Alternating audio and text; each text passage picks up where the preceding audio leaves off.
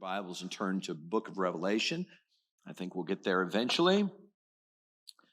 Revelation chapter 20, I believe, is where we'll pick up.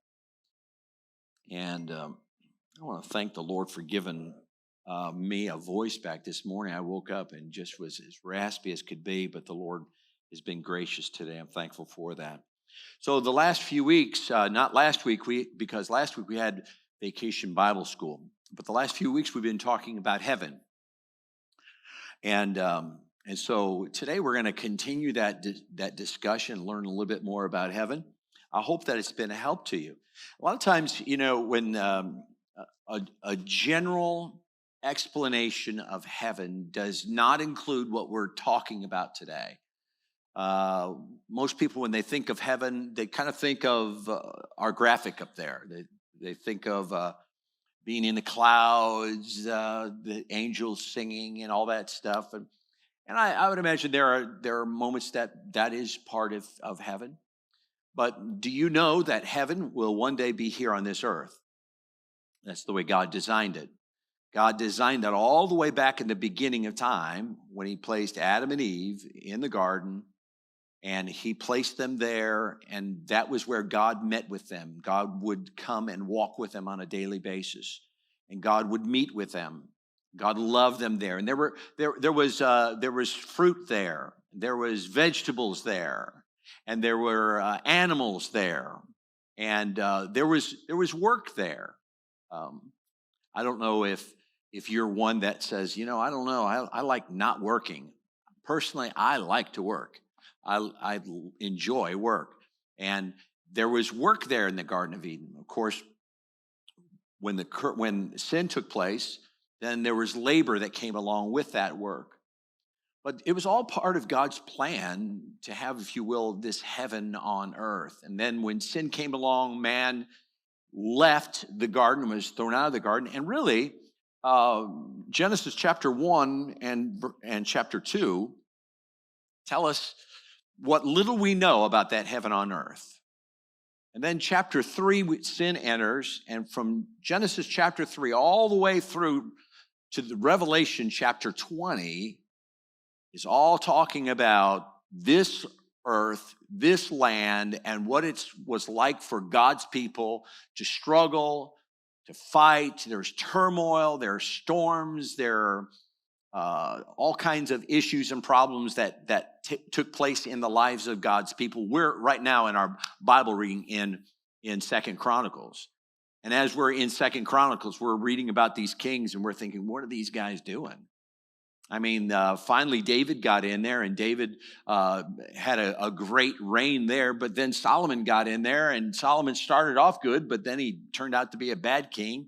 Then Rehoboam comes in, and Rehoboam really messes it up and divides the kingdom, right? And so as we're reading through, we're wondering, what in the world is wrong with these people?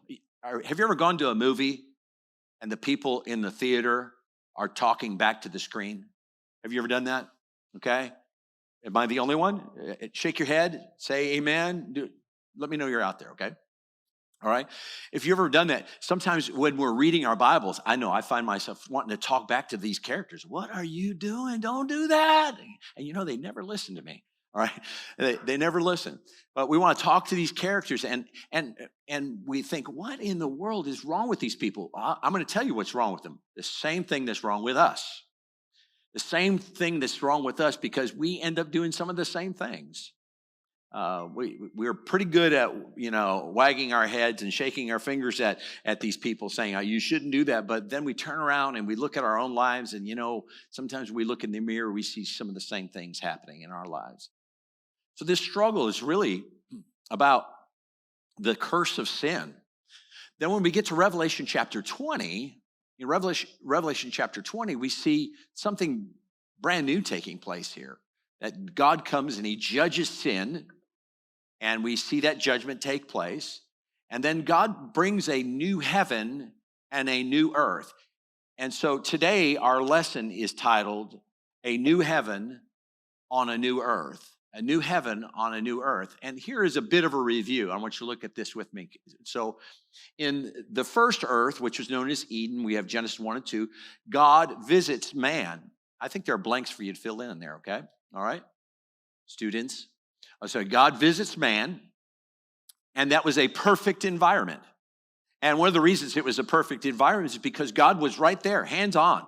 He was right there with God, with his people. And he walked with them and he talked with them, as the old song says, right? And there was no sin in that environment. And you truly could say that was heaven on earth. God was there, man was there, woman was there. It was just the perfect environment. But then sin took place. And then it brought us to a fallen earth, which is now. We're still struggling with that. So, but within that story, we see where Christ comes, and he comes to restore mankind. He comes to restore mankind. In the meantime, creation groans. There are all kinds of problems and turmoil and tornadoes and tsunamis, etc., all kinds of things that take place here on this earth. Then there's sin and death. The third column there talks about the new earth, which is another heaven on earth that will take place, and it talks about it in Revelation chapter 21 and 22. And that's where God lives once again with man forever. And where will that be? Will that be in the clouds somewhere? No, according to the word of God, there'll be a new heaven and a new earth where God will rule and reign with us on this earth and forever, and it will be a restored environment. So it will be a new earth. Well, what would this new earth be like? Well, it'll be like kind of like the old one, but much better, okay? And in that environment, there'll be no sin and no death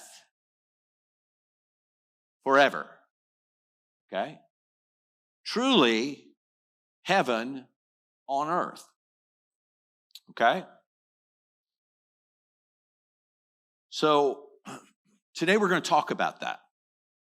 We're going to talk about, we sang just a moment ago, almost home, almost home. I know that when my mom was struggling with her congestive heart failure, we would go by and visit her, and she would say, Dave, I'm so tired. I'm tired of fighting this. I just want to go home. And Mom was not talking about going to 7950 Madison Avenue, Munster, Indiana. She was talking about going home to be with the Lord. So it is, going home is someplace that we all enjoy, with just the thought of going home. I know I mentioned this to you, that my wife is very meticulous about when the kids come home, we want to try to do everything we can to make home a wonderful and happy place. For instance, we make a promise to each other that we're not going to fight with each other that week. No. Come on, please smile with me, okay? I'm teasing, okay? But we do want to do everything we can to make that the most pleasant experience, because we want our kids to just long to come home. Because home is that place that you're comfortable. It's a place where you're accepted. It's a place where you're loved. It's a place that you could come home and just be yourself, right? You know, there is a story that I was reminded of today. There's an iconic scene in a movie where Dorothy, in The Wizard of Oz, where Dorothy, she has been through this terrible ordeal, right? She has been scared to death by munchkins. She has befriended a straw man, a cowardly lion, and a tin man.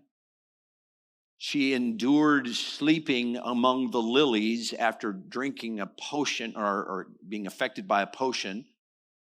She's had to face the flying monkeys. Do you remember that? I remember as a kid thinking, why are my parents exposing me to these flying monkeys, okay? And then she also melted a wicked witch. She was also disappointed by the wizard, right? Pay no attention to the man behind the curtain, right? But it comes down to this one moment. She's got the slippers on, and she's instructed to just stand there, to click her heels and say what? There's no place like home. There's no place like home. Now, I know that's a movie, and I just did that to get your attention, okay? But can I tell you the truth? There is no place like home. And I'm telling you right now, everything that we think about when we think about going home, and I'm talking about even your physical home, everything that warms your heart about home here on earth is only a glimpse of what home will be like in heaven. So to me, going home on Thanksgiving was having potato salad made by my mom. It wasn't Thanksgiving without potato salad. Now, thank God my wife knows how to make that potato salad. And so home continues on, okay? But everything that we associate with being home, family, loved ones, comfort, care, security, all of those things all are a sign or really a glimpse of what the real home will be like, our home in heaven, because indeed there's no place like home. So home is where you fit in. Home is where you belong. It's where you thrive. So when we understand that home, heaven is our home, it sometimes conjures up some questions that we might have. For instance, will heaven be an actual place? I can tell you, yes, heaven will be an actual place. It's not this like dream that you'll be in, this continual dream where you're floating around, okay? It will not be that. It will be an actual place. I mean, there'll be physical things that you can physically touch and feel. There'll be people there that you'll recognize and see. That would be another question you might have. Will I recognize my loved ones? Yes, you will. Will it be boring? No, it will not be boring. It will be the most enjoyable time you've ever had in your life. Will we just sit around and do nothing? No, you'll have jobs and you'll have tasks to do, and there'll be creativity, and there'll be things that you can do and things that you enjoy. All of those things will be there. And where will we live when we get to heaven? Will I have a mansion, a little shabby mansion over the hilltop? Or will I have a little hut that I live in? Or where will we live? Now, there's all kinds of answers that can come from that, and people basically speculate on all of those things. But I will tell you this, it's going to be just fine. It's going to be exactly what you need. So as we get into our outline, let's go ahead and answer a few of these questions. So the question of this hour is, what about this new heaven on this new earth? Or better yet, what will this new heaven be like on this new earth? Okay, number one is it will be a lot like the new me. The new me. Some of you give me the side eye, like, what is he talking about, okay? So the Word of God tells us that when we get to heaven, that we will have a new body as well. Well, what will that new body be like? Will it be unlike me? No, it'll be like me. It'll be, if my wife will eventually, if she'll recognize me, then there will be a me that she'll have to recognize. So in other words, it's not unlike what we already know. The new earth, the new earth will be very similar to our current earth. In other words, we're not floating around. There are physical things. There's land, and there's travel, and there's all kinds of things like that. There'll be animals and trees and hills and mountains. There'll be all types of things that you might enjoy or that you'll look at and enjoy. So the subpoint under that is you will have a resurrected body.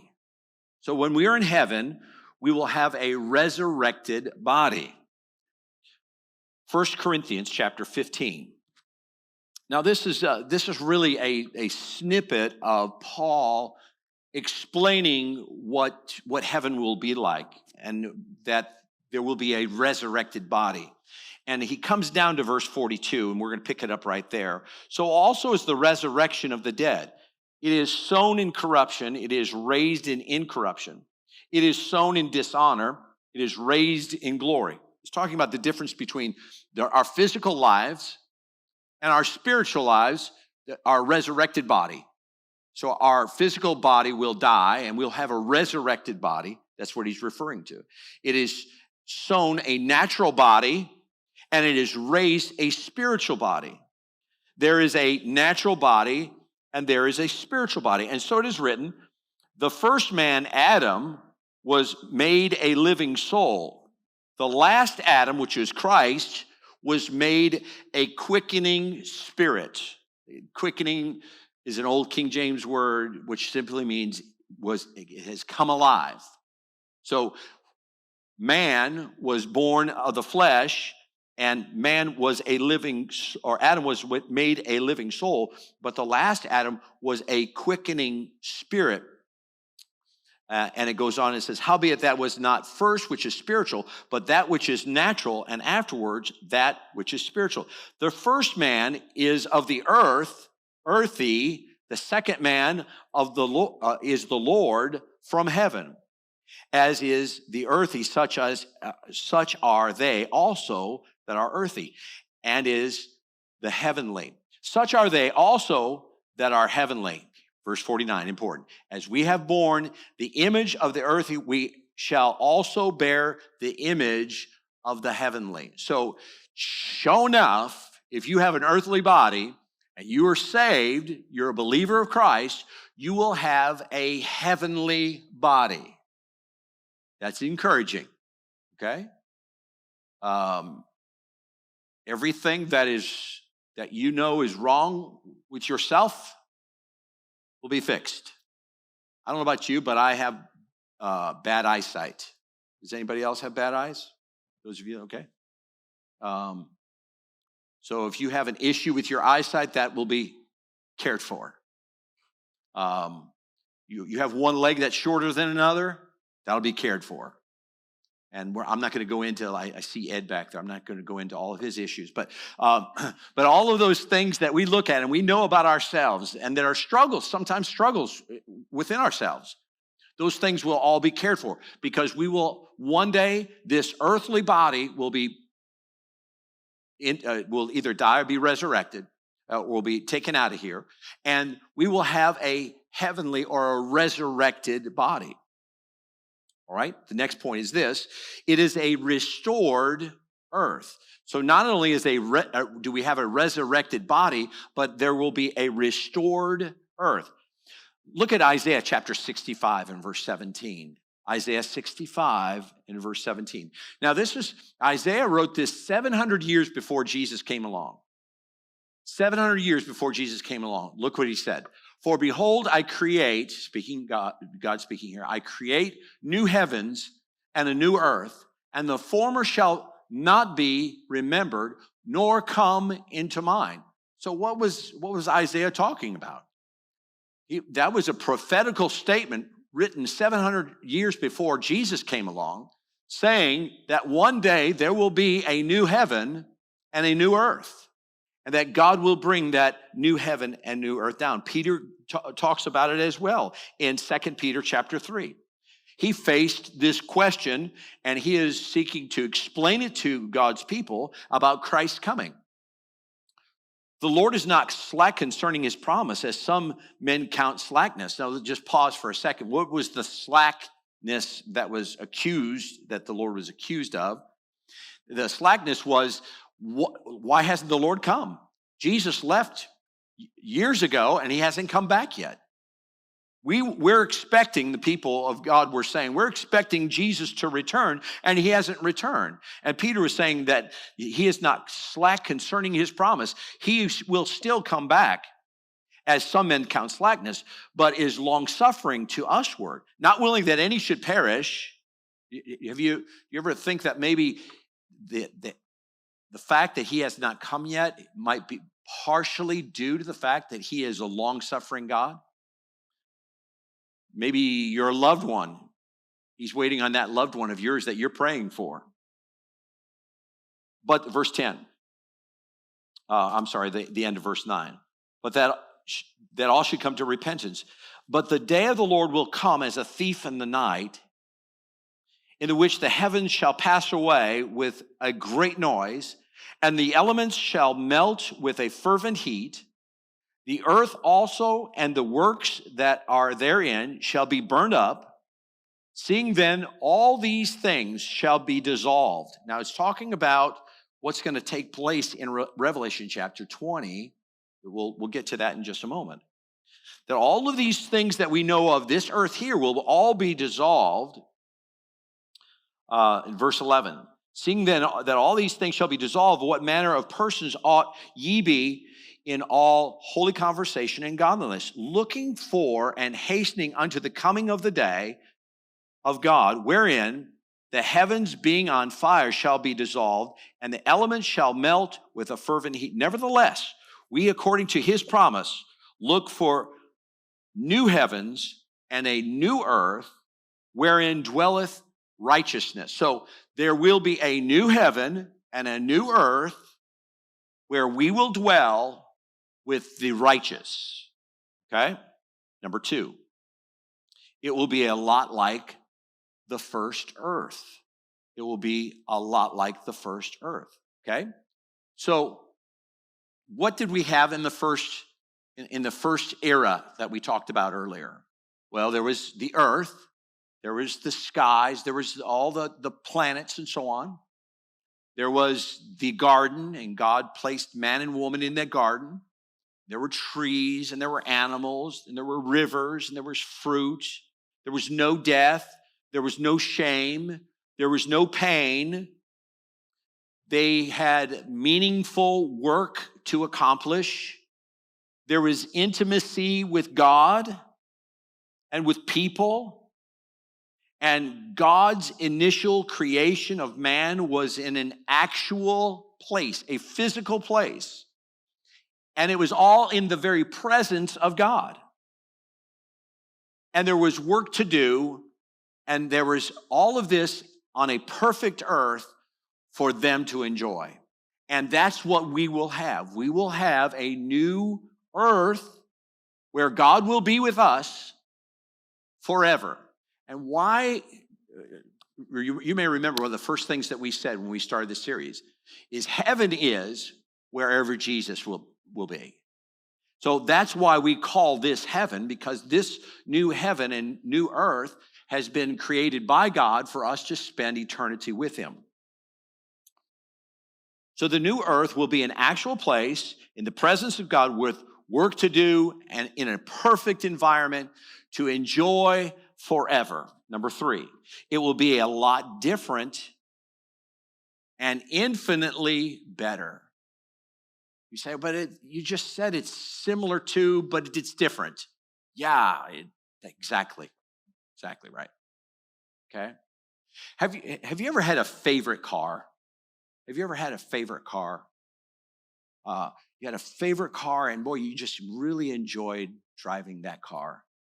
And maybe someone came to you and said, it's time for you to get a new car. And you say, I really like my old car.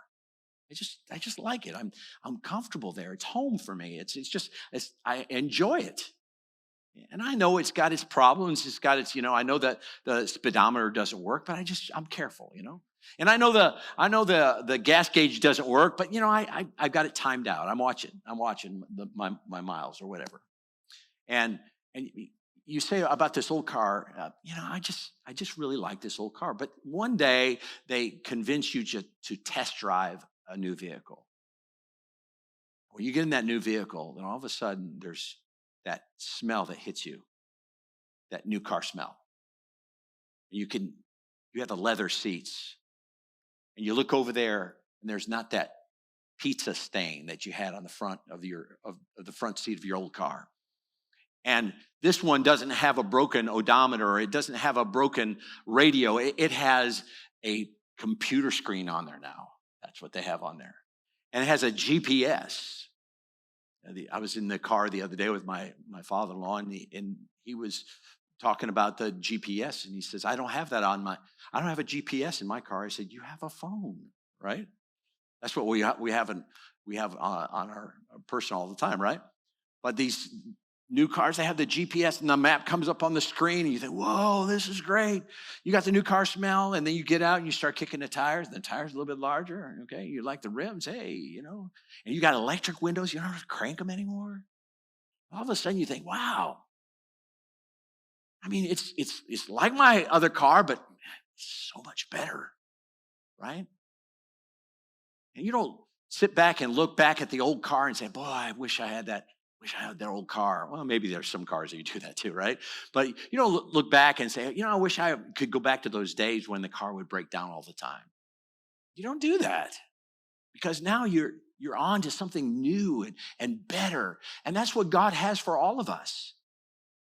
Whatever you enjoy about this earth, you'll be able to enjoy this, but even in a better way in that new heaven and in a new earth.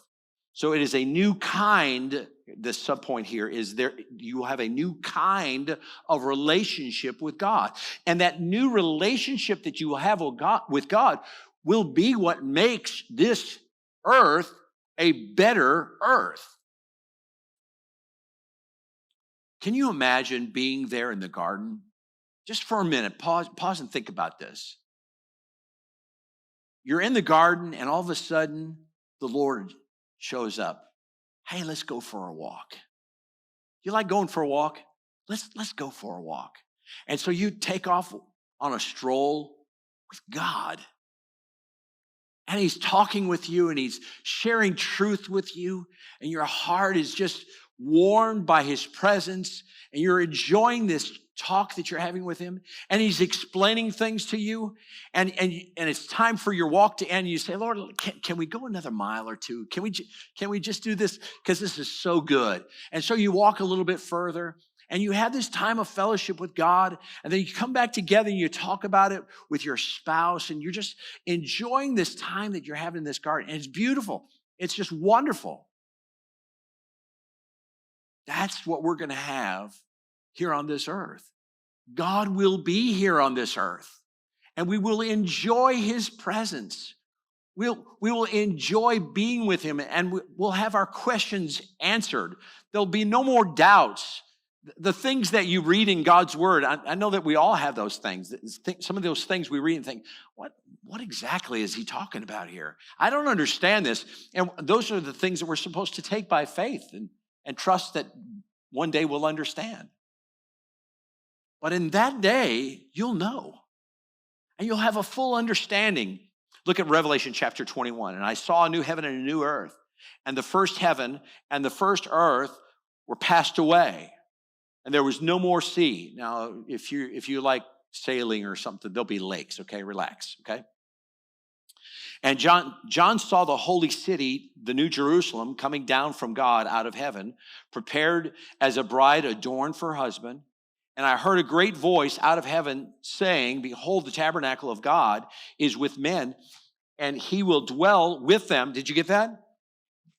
God is with men, and he will dwell with them, and they shall be his people, and God himself shall be with them. Do you see how many times that's emphasized? Now, it's not because John is stuttering here. He's stuttering. He's not stuttering at all. He is making a point. And the point he's making is that God will be there with you. Well, what is this new earth going to be like? Whatever your anxiety might be, whatever your hang up might be, let me emphasize once again, God will be there with you. But I don't know if I'm going to enjoy this part of heaven. I see this part of heaven. I don't know if I'm going to enjoy it. I'll guarantee you will, because God will be there with you. One of the hang-ups that I have is that it says that there's no marriage in heaven. I want to know my wife and to enjoy marriage. What? But all I know is that God knows, and he's going to be there, and it's going to be better. Whatever we have here on this earth, it's going to be even better in heaven. So that it'll be a new kind of relationship. So we often pray, Lord, lead us and guide us, right? Our everyday living. Lord, show us. Lord, allow us to be your hands and feet today. Lord, please impress upon us. Lord, I don't know what to do in this situation. I don't know how to deal with this struggle in my life. So Lord, would you please guide me and direct me? We won't have to do that because the Lord will be there. He'll be there right there with us. And we will know his mind. We'll have the mind of Christ, and we'll be able to go about doing the things that we're supposed to be doing. We all have struggles. We might have struggles with the will of God, but we won't have struggles with the will of God there because we'll know exactly what the will of God is. There might be problems in relationships. There might be struggles that you have in that area, but you won't have that struggle there because the Lord will be there to help you and guide you. There will be no relational distance. There'll be no spatial distance. So right now, we pray to the Lord and we count on his leading and guiding, right, in our lives. But when we're there in heaven, he will be there with us, and he'll be right there with us, so there won't be any space distance. He'll be right there in our presence, and he'll be leading us and guiding us all along the way. We will be with him and in his presence. So you will also have, and here's our last subpoint, okay, a new kind of relationship with sin. You'll have a new kind of relationship with sin. Let me explain what I mean by that. You have a new kind of relationship with sin. Look at verse number 4. And God shall wipe away all tears from their eyes, and there shall be no more death, neither sorrow nor crying, neither shall there be any more pain, for the former things are passed away. And he that sat upon the throne said, Behold, I make all things new. Now, at this point, there's already a new heaven that's come down to a new earth, but now he is wiping away all sorrow. He's wiping away all tears. There's no more pain. And he says, now I will make all things new. And he said unto me, write these things. I love that when the Lord does that. John, write this down. John, this is important. Remember when you were in school? When you were in school and the teacher would say to you, you better write this down. It'll be on the test. That was the only time that I picked up my pencil, okay? I would write that thing down because I knew that was going to be on the test. And this is what the Lord is saying. John, write this down. This is going to be on the test. What is he telling him to write down? He is telling him to write down the fact that these words are true and faithful. So what do I mean we'll have a new relationship with sin? Sin affects us. Not only the sin that we commit, but the sins that were committed around us and in our families. This Sunday is Father's Day, and I'm thankful that I had a good father. But do you understand that Father's Day will be a difficult day for some people? Because they didn't have a good father. Perhaps they had a father who was abusive. And so to them, Father's Day is going to be a very difficult day. So what I'm saying is our own personal sins affect us, but also the sins of those around us affect us as well. We all have habits and problems and issues that come sometimes from the way that we were reared, right? In that day, not only will our sin is already forgiven, and there'll be no more sin in our environment, but we will also not be affected by that sin and the sins that we have experienced. In other words, you will live a fully accepted life. We all thirst for significance, and in that day, you will feel wholly significant. You will sense that you are in his presence and that you are loved by him, and you will be whole. The world seeks to tell us what we need, but in that day, we won't hear that voice. We will hear his voice, and we will find significance in what he has done for us. So there's coming a day On that day, you will be completely satisfied. You will never have an insecurity.